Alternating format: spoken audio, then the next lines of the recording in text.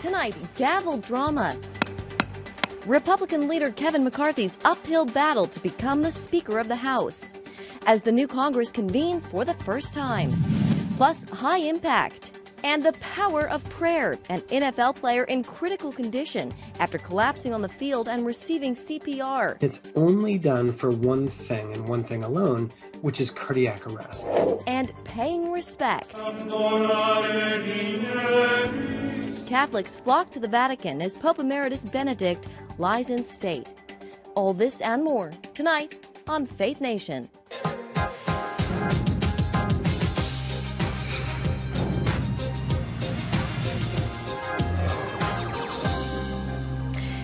The prayers of the nation go out for an NFL player in critical condition. Good evening in Washington, D.C. I'm Jenna Browder. A high-stakes Monday night football game turned into a terrifying medical emergency after making a tackle during the game's first quarter. Buffalo Bills defensive back Damar Hamlin collapsed. Hamlin was given CPR on the field after reportedly suffering cardiac arrest. Tonight, the 24-year-old is in critical condition at the University of Cincinnati Hospital. The Bills-Bengals game now officially postponed through at least this week. Meanwhile, there has been an outpouring of support from players, fans, and people across the nation praying for Hamlin's recovery. As mentioned, Hamlin went down after a tackle. During the play, Bengals player T. Higgins collided with Hamlin's chest. And here with us now is Dr. Jen Ashton. Dr. Ashton, welcome. So from a medical standpoint, what happened here? Well, I think there's a lot of speculation going on today on the part of a lot of physicians speaking about this. I think what about 10 million people saw who were watching the game on live television last night was an elite athlete, young, healthy person collapse after a tackle. That's what we know. And then CPR was initiated some moments later. And that is only done when someone experiences a cardiac arrest. So those are the known entities at this point. There is a lot of unknowns. We don't know what caused it. There's a list that we run through as doctors, whether you're a general physician, a cardiologist, or a neurologist or neurosurgeon. And that really ranges head to toe. It could be primarily neurologic, meaning a brain injury. It could be primary cardiovascular, whether that's electrical, an irregular heartbeat, or an arrhythmia, or something that disrupts that electrical activity. Something called commotio cordis is being discussed a lot today, which is occurs after a blunt force, high velocity impact to the chest, which then interrupts the heart's electrical activity. It could be something dealing with an artery or blood vessel. The bottom line is no one knows at this point. All we do know is that there was an out-of-hospital cardiac arrest during this game, and right now he's in critical condition. So, Dr. Ashton, how critical are the next few hours in his recovery? They're very critical, and not just the next few hours, but the next few days. You know, we tend to reassess vital signs in someone who's survived an out-of-hospital cardiac arrest constantly in an ICU setting. So all vital signs are being monitored: heart rate, blood pressure, oxygenation, respiratory rate, and temperature. And the next 24, 48, and 72 hours are very important. So a similar incident happened in 2004 when a Cornell lacrosse player died after being hit in the chest by a ball during a game. Is there anything that can or should be done to stop this from happening again on the field? Well, these are all incredibly tragic. And as the mother of an elite college athlete, you know, I share that emotional concern for these rare events. But it's so important to remember that they are that rare, you know, and so when you talk about someone experiencing a cardiac arrest from something called commotio cordis, a high impact blow to the chest, which then interrupts the electrical activity, according to the American Heart Association, that results in 10 to 20 out-of-hospital cardiac arrest deaths per year. But if you're one of those 10 to 20 people, that's one too many. Yeah, it's good perspective for all of us. All right, Dr. Jen Ashton, thank you so much. Thanks for having me. Well, as the ambulance rushing Hamlin to the hospital was leaving the field, players from both teams hit their knees in prayer. Bills offensive lineman Deion Dawkins on Twitter Prayer is powerful. We need the world to pray. The Bills posting a montage of more prayer flooding in online. T. Higgins, the player who hit Hamlin, also tweeting out a message. My prayers and thoughts go out to the Hamlin family. I'm praying that you pull through. Fans, too, turning to God, forming a prayer circle outside the University of Cincinnati Hospital. And here with us now is Benjamin Watson, former NFL player and Vice President of Strategic Relationships at Human Coalition. Benjamin, thank you for coming on the show tonight. So what was your initial reaction when you saw Hamlin collapse?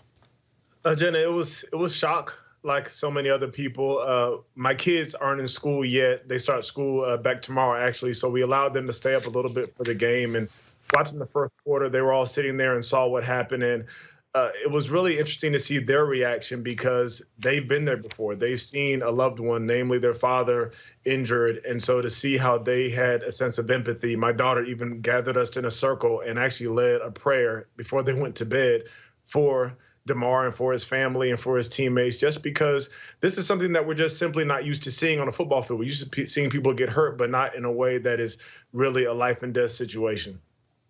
Well, that's beautiful to hear and speaks to your parenting. In a tweet, you urged followers to also pray for the Bills and Bengals players and also the chaplains. How powerful, Ben, is prayer at a time like this? Well, there's a reason why people go to prayer when things are out of their control. And whether it's a natural disaster or whether someone is deathly ill or whether we see a player fall down and almost die on the field like we saw last night, we go to prayer because these things are out of our control, but we know who is in control. And no matter where you lie on the belief spectrum, so many times when things are out of our control, we look to God to intervene. And that's what you saw happening. You saw men on both sides of the field. Didn't matter what uniform they had on. You saw fans. It didn't matter what team they were cheering for. Seek God to intervene and intercede on behalf of DeMar, because it's something that we couldn't control. I know personally the chaplains on both of those teams. Len Vanden Bosch is a great chaplain for the Buffalo Bills, and a former player named Vincent Ray is over at the Cincinnati Bengals. And those two men led the prayer circles for their teams, but also many of the players you saw are great men of faith who believe in the power of prayer and believe that God can raise people from the dead if he has to, but also believe that all things work together for the good for those who love him. And so what you're seeing is a very true and authentic outcry from players who know that, you know what, this game of football, this entertainment of football is very important. God has given us this game to do so many things. But right now, it's all about this young man, 24 years old, and his family and all that he's going through as he's literally fighting for his life. Yeah. In your tweet, you also urge people to pray for supernatural strength and wisdom. Ben, how can people specifically pray for Hamlin right now? Well, obviously, I think praying for him, he's in critical condition. He's intubated from my understanding, and he is literally fighting for his life, but praying for the doctors for their wisdom, praying for his mother, for his family members as they are grieving, seeing a child go down on the field that way, praying for his teammates and coaches and even for the communities. Buffalo itself has gone through so much this year, and for that to happen in Cincinnati and have that community kind of bind together is very powerful. I think we pray for unity. The Bible talks so much about people gathering together corporately and lifting up their requests to God. And so I think there are a number of different ways people can get involved. But I think the main thing that we love to talk about is, who are we praying to? We are praying to a God who has shown himself strong over and over again in Scripture. We aren't praying to a higher power. We aren't praying to make ourselves feel better. We're praying because we believe that God can move and he will move, and he listens to the prayers of his people. That's what he's proven to us over time. He's not a dead God made out of wood and stone. He is alive and well. And so when we seek him because that's what he tells us to do. So wherever you are, whoever you are, if you watch football or not, what an opportunity to get on our knees and pray for this young man's life, but also pray for all those who will be impacted, not only by his life, but by the showing and by the action of unified prayer that we've seen break out, not only across the league, but across the nation as people have seen this tragedy happen. And Ben, just a few seconds here, but the NFL has announced that last night's suspended game won't resume next week. Do you think the suspended game will be canceled altogether? What's the right move here? Just a few seconds. That is a great question. I don't know the answer to that. It comes down to scheduling, and honestly, there's one more week left in the regular season, then playoffs start. I'm trying to think of when they will reschedule this game, and obviously that was a huge game. I mean, playoff implications for both teams. And so I don't know what the NFL is going to do. I'm sure on Park Avenue they're trying to figure that thing out. But I do know this. I do know that both coaches were more than gracious in saying that, you know what, now's not the right time. And you could see the players, you know what, we're not going back out here when one of our brothers is down in the way that he was. Yeah. All right, Benjamin Watson, we appreciate you coming on this evening. Thank you so much. Thank you for having me. Well, the year is new, the Congress is new, and while a new storyline is playing out, the drama on Capitol Hill remains the same. Next, the House GOP split on who will lead the party. And welcome back. Drama on Capitol Hill as the 118th Congress begins with Republicans taking over control of the House. But infighting in the GOP has led to a battle over who will be the next speaker. The CBN News Capitol Hill correspondent Matt Galka is here with a recap of the Republican versus Republican feud. Matt? Well, Jenna, I'm not sure how many people are saying Happy New Year to each other today. Republican leader Kevin McCarthy was seen as Speaker in waiting, and it's a job he was never shy about wanting. But heading into Tuesday, he did not have the votes to make that happen quite yet. Hardline members of his own party vowed not to support him unless a number of changes were made in the House. A Republican caucus meeting got heated Tuesday morning as supporters and detractors for McCarthy both spoke up. There's very little difference between Nancy Pelosi and her California delegation mate that seeks the gavel. And we want to change because this town is broken. And this is a person who has acknowledged in Mr. McCarthy that the town is broken, and he has been a part of that process for many years as a member of the leadership. They keep moving the goalpost. And at the end of the day, this is where we are. We want Leader McCarthy to be the next Speaker of the House. And you have a vast majority of this conference that is unwilling to budge from that position. Now, McCarthy lost both the first and second rounds of voting, with 19 members of his own party opting for other choices. But the California Republican vowed before the vote to dig in for as long as it takes. Last night I was presented the only way to have 218 votes if I provided certain members with certain positions, certain gavels, to take over the church committee, to have certain budgets. And they even came to the position where one, Matt Gaetz, said, I don't care if we go to plurality and we elect Hakeem Jeffries and it hurts the new frontline members not to get reelected.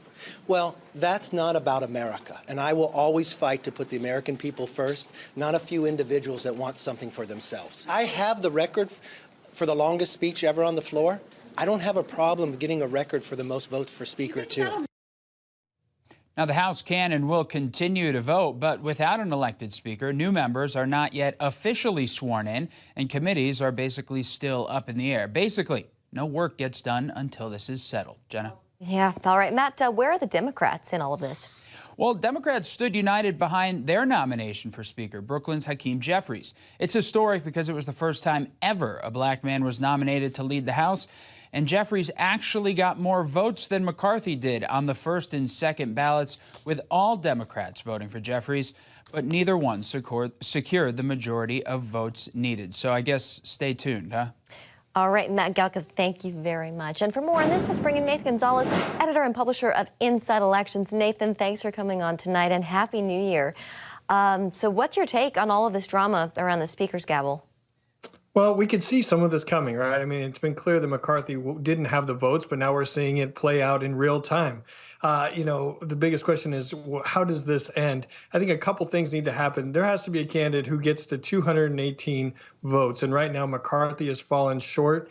I don't know how he's going to flip those members, because some of those members I think are in the camp of something that it's been a decade old. I remember South Carolina Senator Jim DeMint saying he would rather be in the minority than be with pure conservatives rather than be in the majority with a bunch of rhinos. And that's the mentality that McCarthy is facing right now.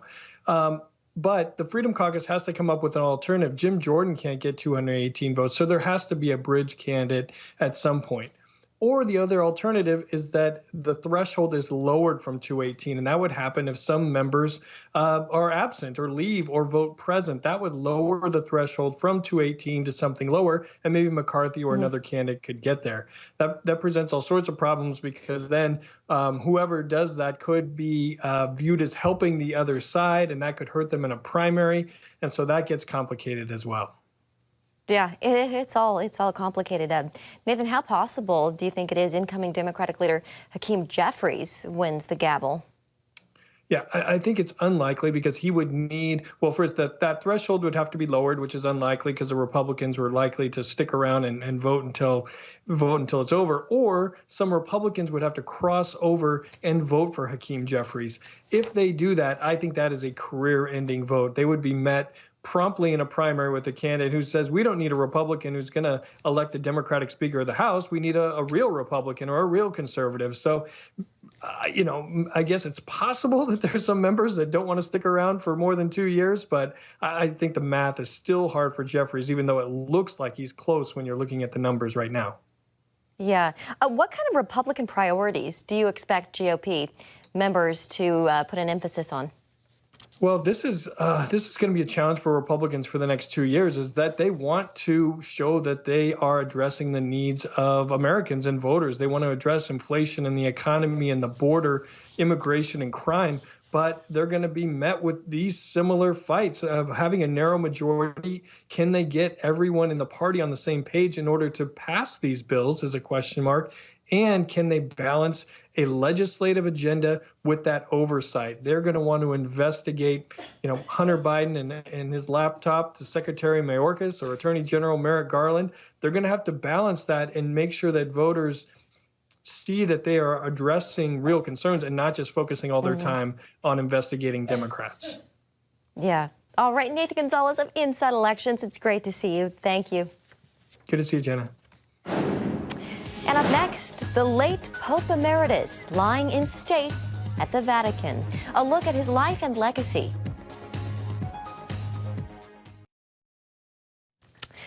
Tonight, a papal farewell. In Rome, tens of thousands of mourners continue to pay their final respects to Pope Emeritus Benedict XVI. Preparations are still underway for his funeral mass Thursday at St. Peter's Square, following his death last week at the age of 95. He'll then be buried in the crypt of the grotto under the basilica. The former pontiff was a conservative icon who served 8 years. Benedict became the first pope to retire in more than 600 years when he stepped down in 2013, citing his health. And for more on the life and legacy of the late Pope Emeritus, we're joined by Father Thomas Reese, a Jesuit priest and senior analyst at Religion News Service. Father Reese, welcome. So what kind of impact did Pope Benedict have on the Catholic Church? Well, Pope Benedict had a tremendous impact on the Catholic Church, both when he was a cardinal working with John Paul II and also when he was Pope. He saw himself especially as a teacher of the faith, a teacher who very clearly articulated the traditional church teachings of the church and defended those. That pleased some people and upset other people. But he was very strong in teaching the Catholic tradition. Pope Benedict, he was widely criticized for how he handled the child sex abuse scandal implicating the church back in the early 2000s. How will he be remembered? How much will that factor? Well, when he was a archbishop in Munich and earlier in his career, he made the same mistakes every other bishop made in dealing with sex abuse. However, he changed, he evolved, he improved, he learned over time. And while he was a cardinal under John Paul II, he was given charge of dealing with these priests. And basically, he read their files and threw them out. He decided that there was absolutely no place in the Catholic Church for priests who abuse children. And he put that policy into effect. And so I think we can thank him for getting the church organized to deal with this crisis. I know that you met with the former Pope when he was still a cardinal. If you can, what was your impression of him? Well, I met with him when I was much younger, when I was writing my book, Inside the Vatican, The Politics and Organization of the Catholic Church. And he was very gracious. First, our appointment had to be canceled because he was sick.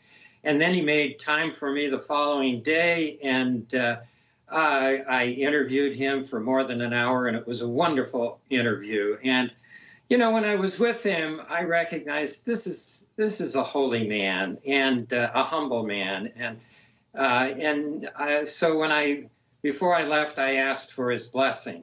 Now, my interaction with him later on in my career was not as positive because I was editor of a journal of opinion, and some of the opinions we published were not in line with his, and he was very upset about that and basically got me fired from that job.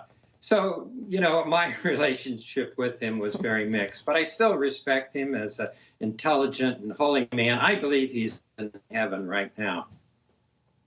All right. Well, Father Thomas Reese, we appreciate you coming on tonight and giving us your insights of the late Pope, and Happy New Year. Thank you so much. Happy New Year to you. Still ahead, an inspiring show of unity in a time of crisis.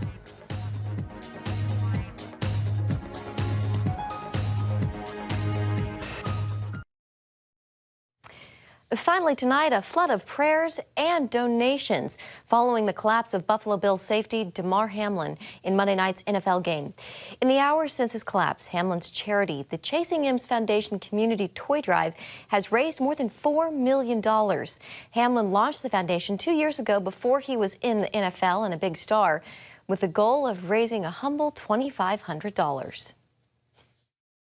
Being younger and just seeing the difference from some people who had that role model in their life. It could be you. All you gotta do is just work hard, stay focused.